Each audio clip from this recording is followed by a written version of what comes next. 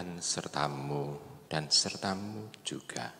Inilah Injil Yesus Kristus menurut Santo Yohanes. Dimuliakanlah Tuhan. Sekali peristiwa, Yesus mengajar di Yerusalem. Beberapa di antara orang banyak yang mendengarkan perkataan Yesus berkata, "Dia ini benar-benar nabi yang akan datang." Yang lain lagi berkata, "Ia ini Mesias." Tetapi yang lain lagi berkata, "Bukan, Mesias tidak datang dari Galilea, karena kitab suci mengatakan bahwa Mesias berasal dari keturunan Daud dan dari kampung Bethlehem, tempat Daud dahulu tinggal." Maka timbullah pertentangan di antara orang banyak karena Yesus. Beberapa orang di antara mereka mau menangkap dia, tetapi tidak ada seorang pun yang berani menyentuhnya. Maka ketika penjaga-penjaga yang ditugaskan imam-imam kepala dan orang-orang Farisi pergi kepada imam-imam kepala dan orang-orang Farisi berkata kepada mereka, "Mengapa kamu tidak membawa dia?" Jawab penjaga-penjaga itu, "Belum pernah seorang manusia berkata seperti orang itu." Jawab orang Farisi itu kepada mereka, "Adakah kamu juga sudah disesatkan? Apakah seorang di antara pemimpin-pemimpin yang percaya kepadanya? Atau seorang di antara orang-orang Farisi?" Orang banyak itu yang tidak mengenal hukum Taurat terkutuklah mereka. Nikodemus, seorang dari mereka yang dulu telah datang kepada Yesus, berkata kepada mereka, "Apakah hukum Taurat kita menghukum seseorang sebelum ia didengar atau sebelum orang mengetahui apa yang telah dibuatnya?"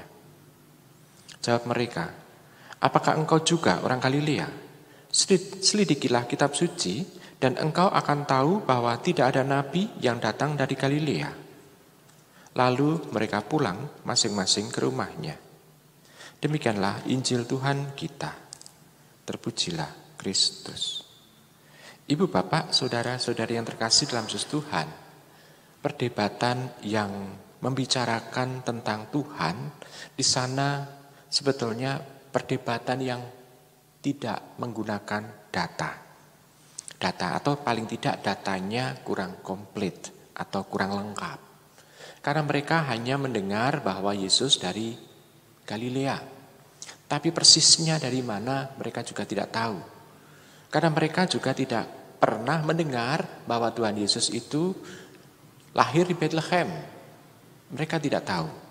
Jadi percakapan antar mereka sendiri itu adalah percakapan yang istilahnya bisa dikatakan tanpa dasar. Sehingga yang terjadi adalah mereka saling mau untuk menyalahkan Tuhan. Ya. Ibu, bapak, saudara-saudari yang terkasih dalam Yesus Tuhan, maka kita mencoba untuk belajar secara persis dalam iman kita. Kita mempertanggungjawabkan iman kita juga yang benar di hadapan Tuhan. Kadangkala kita juga salah mengerti mengenai identitas Tuhan. Karena kita mendengarkan informasi yang bukan dari sumber yang benar pula.